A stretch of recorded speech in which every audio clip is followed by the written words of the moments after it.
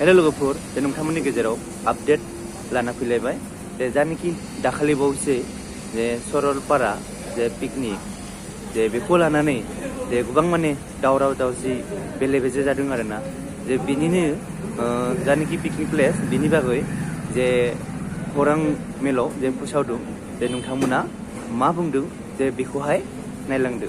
दिनै जोंहा सरलपारा होनोबा मोनसे भुटान हादरनिफ्राय फैनाय मोनसे बिराद मोजां दै दङ। बे दैयावहाय बिराद मोजां बिफां लाइफां मोनसे अन्थाइबारि मोजां समायना जायगा दङ। बेखौ नायनो थाखाय गोजान गोजान जायगानिफ्राय बेहाय नायनो फैयो।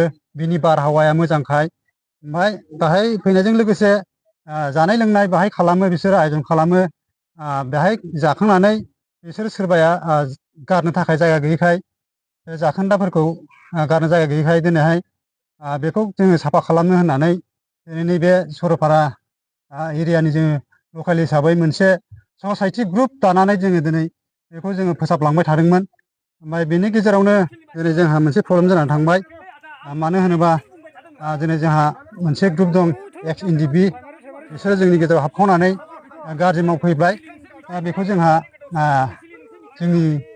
जोंनि बे एरियानि ससाइटि क्लाबनि जे सेंग्राफ्रा इउथफ्रा दिनैहाय बेखौ गनायना लानो हायाखै।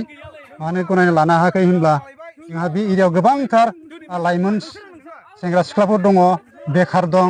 दिनै बेंगालराव थांनानै जेबो जोंहा बेनिफिट गैया। बेनिखायनो बे जायगायाव जोङो गावनि माबाखौ एसे एनै गस्ला गामसा सेन्देलफोर बायनानै लानो हायो खोमा होननानै जोङो दिनै बे सेंग्राफ्रा बाहाय गसंथानानै दङ।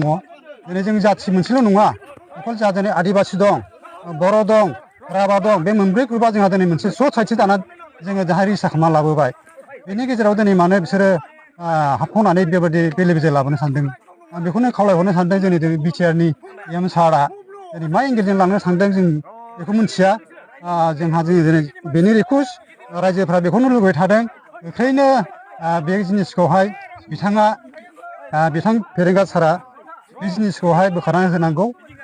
दा बे जिनिसखौ जोङो पाब्लिकआ लुबैबाय थादों। बेखौ बोखाराबा जोंनि सेंग्राफ्रा बेहाय मोनसे गोख्रों जोङो आरो लाबावगोन होननानै सानलायबाय थादों। बेनिखायनो बिथाङा बेखौहाय अननानै बोखारना होनांगौ थाखाय बेखौ आं बुंथ'बाय आरो। जोङो मिथिया, मानो होनोबा जोंनि इउथ्सफ्रानो बेखौ सालायबाय थाखादोंमोन। मानो होनबा बिथाङा बाहाय मा एंगेलजों माबाय थादों जों मिथिया। रेन्जारखौ थिनहरनानै खेबथाम खेबब्रै लामाखौ जावथेबाय थादों JCB लानानै, आरो गेटखौबो बुफायनाय जादों। बेनि गेजेराव होमब्लाबो जोङो लकेल हिसाबै जोंहा बाहाय मोनसे प्रब्लेम फैगोन होननानै जोङो बेखौ सानलायबाय थानानै जोङो बेखौ हगारनाय जायाखै। दिनैसिम बेहाय जोङो सोलिबाय थानाय दंमोन। आरो माथो बुंबावनो, जोंनि लकेल SSB आबो होनदों बिसोरनो हगारोबा, बिसोरथ' उग्रपन्थी ग्रुप, दाथ' नोंसोर लकेलिटि मानसि, नोंसोरनो थानांगौ, नोंसोरजों जों सापर्ट दं। बायसान्स बिसोरो लोङै जायै सोरखौबा बिदिनो बुथारलाङोब्ला बिनि रिक्सआ सोरनाव थागोन? दा लकेल हिसाबै जों नोंसोरखौसो हमनाय जागोन होननानै बिसोर बुंबाय थानायखाय जोंबो बे जिनिसखौ हगारनाय जायाखै। दा जों जुक्तियैनो दं आरो।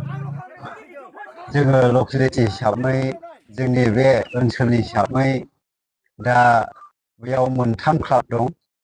जोंनि बे ओनसोलावहाय बाफुजि क्लाब दं, आरो हिमालय क्लाब दं, आरो टाइगार क्लाब दं।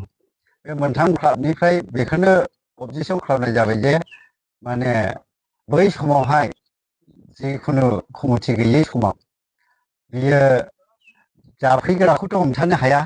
बे जाफैग्राखौ हमथानो हायैनि समावनो बे माखासे सेंग्राफ्रा बेयाव एंगेज खालामनानै बिसिनि जानाय लोंनायखौ गारबाय थाखादों।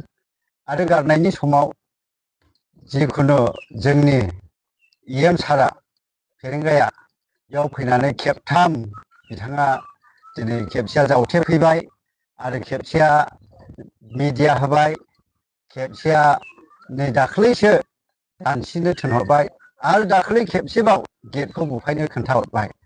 खिन्थु दिनै बुजिस'नो हाया मा साननानै दिनै XNDP जोंनिनो आंगो लोगोफोरनो बेबायदि स्टे अर्डार होनानै बेखौ खुलिनो नागिरदों। नाथाय दिनै जोंनि बेयाव थासारि सुबुंफ्रा बेखौ जानो होआ होननानै दिनै अबजेक्सन खालामदों। सारआ बेखौ अननानै माबा मोनसे राहा लायोब्ला जोङो जोबोद गोजोननाय मोनगौ सारनिसिम आर'ज गाबो आरो जोंबो माखासे एक्स एनजिअपिनि जानानै खावलायहरदों दा गावजों गाव नारा नाथाखौ जों मानो खालामनो सारा माबा मोनसे बेबस्था लानानैहाय बेखौ समयसाफोरखौ समाधान खालामोब्ला आंनि फाङैहाय बे जायगानि जानानै आं जोबोद गोजोननाय मोनगौ आरो